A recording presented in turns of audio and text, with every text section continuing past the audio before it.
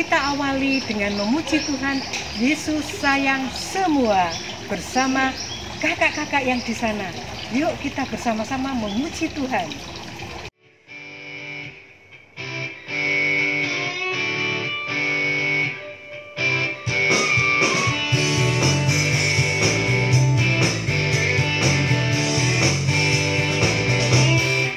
Yesus sayang semua.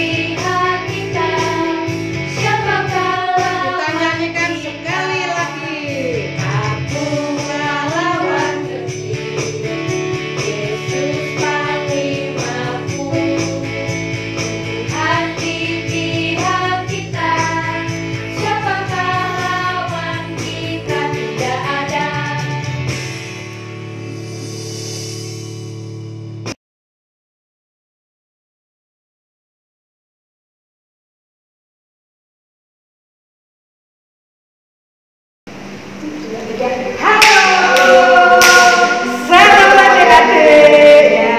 Bagi adik-adik siapapun dan dimanapun kalian berada, kita ketemu lagi dengan sekolah minggu mana? GKJ Banyumanik Semarang ya.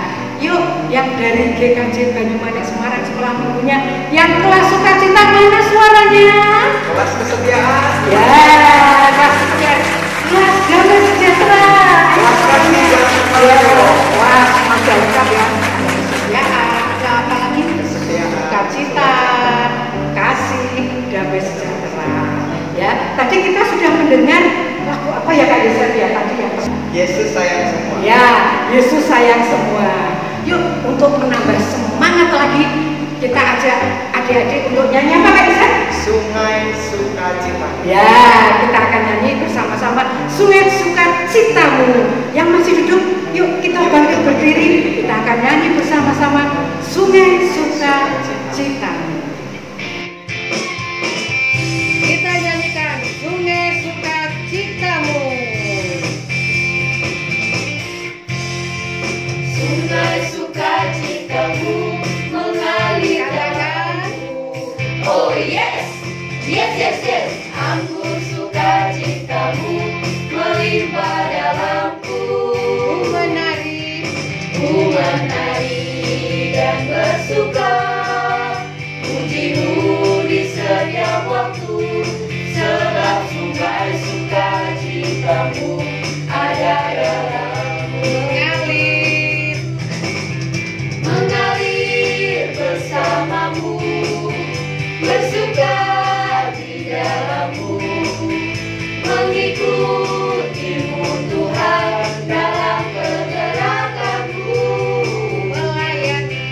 melayanimu Tuhan di dalam sukacitamu.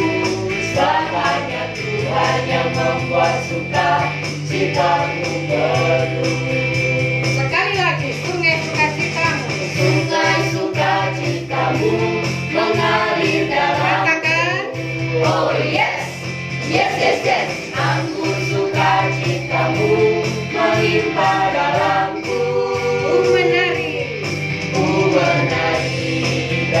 bersuka, puji-mu di setiap waktu, sebab sungai sukacitamu ada dalam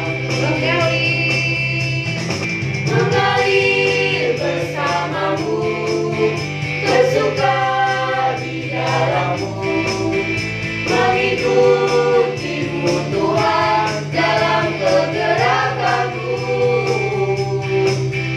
melayanimu Tuhan di dalam sukacitamu, bahkannya Tuhan yang membuat sukacitaku penuh.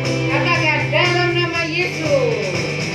Dalam nama Yesus, dalam nama Yesus ada kemenangan.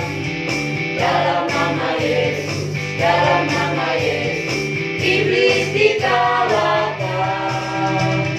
Dalam nama Tuhan Yesus siapa dapat melawan? Dalam nama Tuhan Yesus ada kemenangan. Sekali lagi dalam nama Yesus. Dalam nama Yesus, dalam nama Yesus Siapa? ada kemenangan. Dalam nama Yesus, Siapa yang dikalahkan? iblis dikalahkan. Dalam nama Tuhan Yesus siapa dapat melawan? Dalam nama Tuhan Yesus Siapa? ada kemenangan. Dalam nama Tuhan Yesus siapa dapat melawan? Dalam nama Tuhan Yesus ada kemenangan.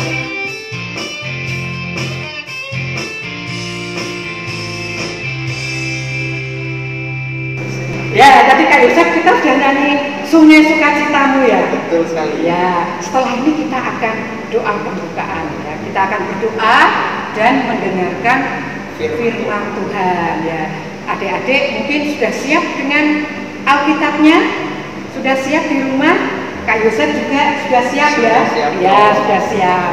Ya, sebelum kita mendengarkan firman Tuhan, minta tolong nanti ya Kak Yosef untuk buka dalam doa ya. Yuk Kak Yosef silakan untuk buka dalam doa. Kita lipat tangan, tutup mata, berdoa. Halo adik-adik, sebelum kita mendengar firman Tuhan, mari kita semua berdoa.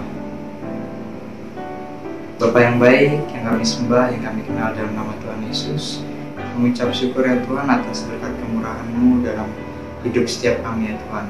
Bapa, kami ucap syukur pada saat ini kami akan mendengarkan firman-Mu. Biarlah hati kami dapat menerimanya ya Tuhan, dapat mengerti akan kehendak-Mu. Terima kasih Tuhan, terima kasih. Hanya di dalam nama Tuhan Yesus doa ini kami panjatkan. Haleluya, amin. Kak Yosef, pernah nggak Kak Yosef itu pergi ke pasar malam ataupun keramaian atau apa? Pernah nggak? Sering sekali dulu waktu masih kecil. Oh, masih kecil ya, waktu Kak Yosef masih kecil ya. Sudah jarang. Oh, sudah jarang ya, sudah beda lagi ya. Ya. Kalau Kak Yosef di sana itu di pasar malam ada apa aja coba Kak Yosef yang lihat?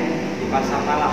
Pasar malam ya. Biasanya sih ada yang jualan bakso, Bakso, apalagi sate, sate, wah enak banget. jualan mainan, Mainan, apalagi sepatu, biasanya ada juga. mainan ada enggak Kak Yosef? Mainan ada. Mainan apa? Robot? Mainan robot, mobil-mobilan, nanti boneka, Barbie. Wah, boneka Barbie. Kak Yosef suka boneka Barbie? Enggak ya? Suka. Untuk adiknya, ya, untuk adiknya Kak Yosef. Ya. Nah, ini ada cerita. Ada seorang anak, ya, ketika dia di keramaian di pasar malam, banyak sekali makanan, mainan, barang-barang bagus sekali. Nah, kalau seandainya nih seorang anak itu dibilang kamu boleh ambil semua barang-barang itu gratis, nggak usah bayar. Gimana coba? Gimana Kak Yosef? Kalau itu gratis semuanya diambil, mikir-mikir ya Kak Yosef ya. Ya, nah untuk nanti kita akan belajar tentang seorang raja. Siapa namanya? Ya, kita akan belajar tentang Raja Salomo ya. Tapi sebelumnya yuk kita baca Alkitab kita dan kita dengarkan firman Tuhan ya. Bagi adik-adik yang belum bisa membaca, bisa dibantu oleh orang tua ataupun siapa saja yang berada di dekatnya yang bisa membaca Alkitab. Yuk kita buka dari 1 Raja-Raja 3 ayat 5 sampai 12. Sekali lagi 1 Raja-Raja 3 ayat 5 sampai 12. Yuk kita baca bersama-sama. 1 Raja-Raja 3 ayat 5 sampai 12. Beginilah firman Tuhan. Di Gibeon itu Tuhan menampakkan diri kepada Salomo dalam mimpi pada waktu malam. Berfirmanlah Allah, mintalah apa yang hendak kuberikan kepadamu. Lalu Salomo berkata, Engkaulah yang telah menunjukkan kasih setiamu yang besar kepada hamba-Mu Daud, ayahku. Sebab ia hidup di hadapan-Mu dengan setia, benar, dan jujur terhadap Engkau. Dan Engkau telah menjamin kepadanya kasih setia yang besar itu dengan memberikan kepadanya seorang anak yang duduk di tahtanya seperti pada hari ini. Maka sekarang ya Tuhan, Allahku, Engkaulah yang mengangkat hamba-Mu ini menjadi raja menggantikan Daud, ayahku. Sekalipun aku masih sangat muda dan belum berpengalaman. Demikianlah hamba-Mu ini berada di tengah-tengah umat-Mu yang Kau pilih, suatu umat yang besar, yang tidak terhitung dan tidak terkira banyaknya. Maka berikanlah kepada hamba-Mu ini hati yang faham menimbang perkara untuk menghakimi umat-Mu dengan dapat membedakan antara yang baik dan yang jahat. Sebab siapakah yang sanggup menghakimi umat-Mu yang sangat besar ini? Lalu ada baik di mata Tuhan bahwa Salomo meminta hal yang demikian. Jadi berfirmanlah Allah kepadanya, oleh karena engkau telah meminta hal yang demikian dan tidak meminta umur panjang atau kekayaan atau nyawa musuhmu, melainkan pengertian untuk memutuskan hukum, maka sesungguhnya aku melakukan sesuai dengan permintaanmu itu. Sesungguhnya aku memberikan kepadamu hati yang penuh hikmat dan pengertian, sehingga sebelum engkau tidak ada seorang pun seperti engkau, dan sesudah engkau takkan bangkit seorang pun seperti engkau. Demikianlah firman Tuhan. Dalam ayat ini menceritakan tentang Raja Salomo yang bijaksana. Bijaksana itu apa ya? Adik-adik tahu bijaksana itu? Bijaksana adalah bertindak sesuai dengan pikiran dan akal sehat. Jadi dia bisa melakukan mana yang baik dan mana yang tidak baik, mana yang berguna dan mana yang tidak berguna. Dan itu sangat tidak merugikan orang lain. Orang lain bisa merasakan apa yang menjadi tindakan, apa yang menjadi keputusan yang sudah kita tetapkan. Nah, begitulah Raja Salomo yang selama ini yang mereka rasakan. Dengan bersikap bijaksana, orang lain bisa merasakan apa yang sudah kita lakukan. Seperti contoh tadi di cerita di atas tadi, ya, ketika kita disuruh memilih, di situ banyak sekali makanan, di situ banyak sekali mainan, barang-barang semuanya bagus-bagus. Apa yang harus kita lakukan? Apakah kita bisa mengambil barang-barang sesuai dengan kebutuhan kita? Yuk kita lihat tayangan berikut ini.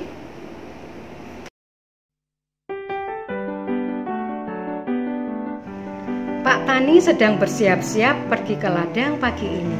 Hari ini berbeda dengan hari-hari sebelumnya, karena Pak Tani akan memilih sayur-sayuran yang terbaik di ladangnya. Sesampai di ladangnya, Pak Tani langsung menyapa sayur-sayuran. Selamat pagi sayur-sayur. Hari ini aku punya kabar gembira untuk kalian. Aku akan memilih salah satu dari kalian sayur-sayur yang terbaik di ladang ini. Kalian harus menceritakan keunggulan kalian kepadaku. Jika terbaik dari sayur-sayuran, apa yang harus kami dapatkan? Sayur terbaik boleh mengajukan satu permintaan. Pupuk yang bagus, pindah ke tempat yang lebih teduh, atau apapun yang diinginkan akan aku penuhi. Mendengar penjelasan Pak Tani, sayur-sayur itu semakin bersemangat. Dia semakin mempercantik diri dan memperkenalkan diri keunggulan masing-masing. Masing-masing sayur biar terlihat semakin baik, mereka harus mampu meyakinkan Pak Tani. Beberapa saat Pak Tani menghampiri sayur-sayur yang ada di ladangnya dan menanyakan keunggulan masing-masing. Sayur itu berlomba-lomba untuk meyakinkan Pak Tani bahwa merekalah yang terbaik dari sayur-sayur yang lain. Lalu sayur kol berkata, "Pak Tani, pilih aku saja, tubuhku gemuk. Pasti orang lain suka untuk makan sayuranku karena tubuhku gemuk dan montok, Pak Tani. Karena aku pasti pantas jadi sayur yang terbaik, Pak Tani. Ayolah, Pak Tani." "Pilih aku saja, Pak Tani. Tubuhku meskipun kecil, tapi aromanya harum, Pak Tani. Aku saja pasti orang lain menyukaiku. Pak Tani pasti nanti bisa menjual aku dengan harga yang sangat mahal." Mendengar penjelasan kol dan seledri, Pak Tani merasa bingung. Lalu Pak Tani mendekati pohon bayam. Sayur bayam dari tadi cuman diam saja. Lalu Pak Tani menanyakan tentang kehebatan sayur bayam. Nah, kamu bayam, apa yang ingin kamu ceritakan tentang dirimu? Aku punya kandungan zat besi yang baik untuk sel darah dan juga membantu untuk melancarkan pencernaan dan organ tubuh manusia. Namun, walaupun begitu, harus segera menyantap tubuhku setelah dimasak. Mengapa harus begitu, bayam? Karena kalau terlalu lama terkena udara, bayam mempunyai racun yang tidak baik untuk tubuh. Pak Tani sangat kagum sekali sama bayam karena bayam sudah bertindak bijaksana. Sayur bayam, dia mengakui juga kelebihannya apa, kekurangannya apa. Pak Tani jadi senang mendengar yang penjelasannya bayam. Karena itu, Pak Tani memilih sayur bayam yang terbaik di kebun itu. Ketika Pak Tani disuruh untuk meminta sesuatu dari sayur bayam, maka sayur bayam hanya minta pagar untuk melindungi sayur-sayur yang ada di dalam kebun itu. Pak Tani memenuhi janjinya. Lalu sayur-sayur itu berterima kasih kepada bayam yang sudah membantunya. Bayam adalah sayur yang bijaksana karena tidak memikirkan diri sendiri, tapi juga memikirkan yang lain.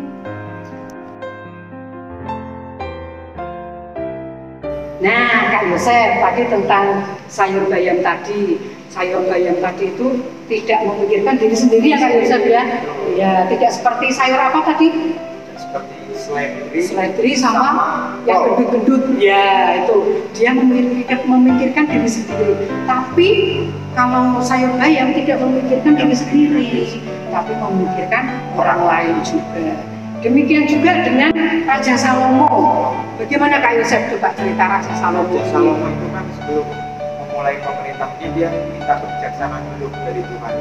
Makanya selama dia memimpin kerajaan, dia dikaruniakan kedamaian, kemakmuran. Karena dia di awal tidak memikirkan diri sendiri, tapi juga memikirkan banyak orang. Jadi Tuhan mengaruniakan kebijaksanaan, hikmat supaya Salomo juga dapat menyalurkannya ke orang lain. Ya, memerintah dengan bijaksana. Iya. Nah, yang paling penting adalah minta sama Tuhan, ya. Minta sama Tuhan, pasti Tuhan mengabulkan. Ya, demikian juga Salomo, dia memulainya dengan minta dulu sama Tuhan. Mintanya bukan aneh-aneh ya, Kak Yosef, seperti umur panjang, terus apalagi Kak Yosef mengalahkan musuh-musuh, bukan ya, tapi kebijaksanaan yang diminta, ya. Ya, setelah kita mendengarkan firman Tuhan, kita akan bersaat teduh dulu, kita akan menyanyikan, ya, menyanyikan Bapakku datang. Iya, Bapakku datang. Yuk kita yang bisa menyanyikan Bapakku datang, kita nyanyi sama-sama yuk, Bapakku datang.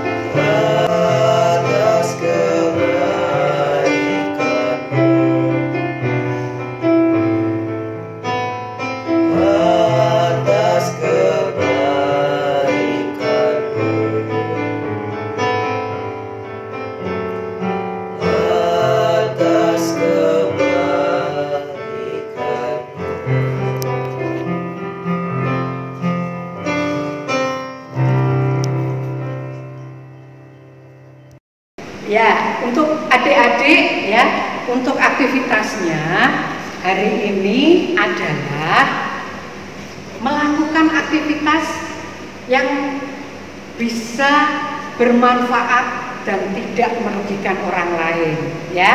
Contohnya misalnya bangun tidur, meskipun masih kecil tapi tempat tidurnya dirapihkan. Itu bermanfaat kan? Ya pasti bermanfaat, orang tua pasti senang.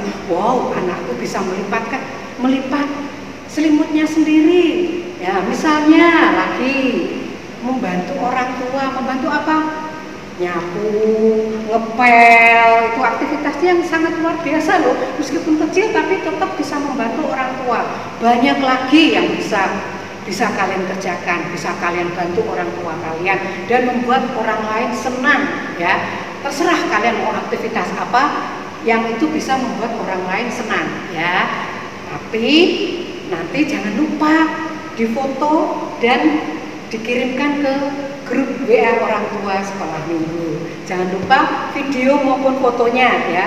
Mau buat video boleh, mau buat foto boleh ya. Tapi jangan lupa dikirim ke grup orang tua. Kami tunggu seminggu lagi akan ditayangkan aktivitas kalian. Oke? Kak Yosef? Ya. Ya, kita sekarang sudah di penghujung acara sekolah minggu online ya. Tadi kan Kak Yosef sudah buka doa, sekarang Kak Yosef harus tutup doa juga ya. Dibuka juga harus tutup juga. Nah, nanti ada satu lagi Kak Yosef, lagu yang akan kita nyanyikan sama-sama. Apa lagunya Kak Yosef? Bila Roh Allah ada, sama kasihnya seperti sungai. ya, jadi ada Bila Roh Allah ada sama kasihnya seperti sungai. Kita akan nyanyikan secara medley. Yuk Kak Yosef tutup dulu. Jangan lupa tadi videonya atau fotonya dikirim ke grup orang tua. Oke, dah, salam. Adik-adik, sebelum kita mengakhiri ibadah kita, mari kita berdoa. Bapa Tuhan Yesus, Kami ucap syukur ya Tuhan, kami semua telah mendengar merenungkan firman-Mu. Biarlah firman yang telah disampaikan dapat tertanam di dalam hati setiap kami ya Tuhan, tumbuh subur dan dapat berbuah ya Bapa. Bapa, kami mohon hikmat daripada-Mu, kami mohon kebijaksanaan daripada-Mu ya Tuhan, supaya kami dapat mengerti akan kehendak-Mu, akan yang baik dan yang buruk ya Tuhan. Seperti Salomo Bapa, kami telah belajar tentang Salomo. Biarlah karakter Salomo ya Tuhan, hikmat yang seperti Salomo dapat kami terima, dapat kami terapkan dalam kehidupan kami. Terima kasih Tuhan, terima kasih. Kami ucap syukur Bapa, hanya di dalam nama Tuhan Yesus doa ini kami panjatkan. Haleluya, amin. Bila roh Allah ada, Bila Roh Allah ada di dalammu, bukan menari seperti berpenari. Bila Roh Allah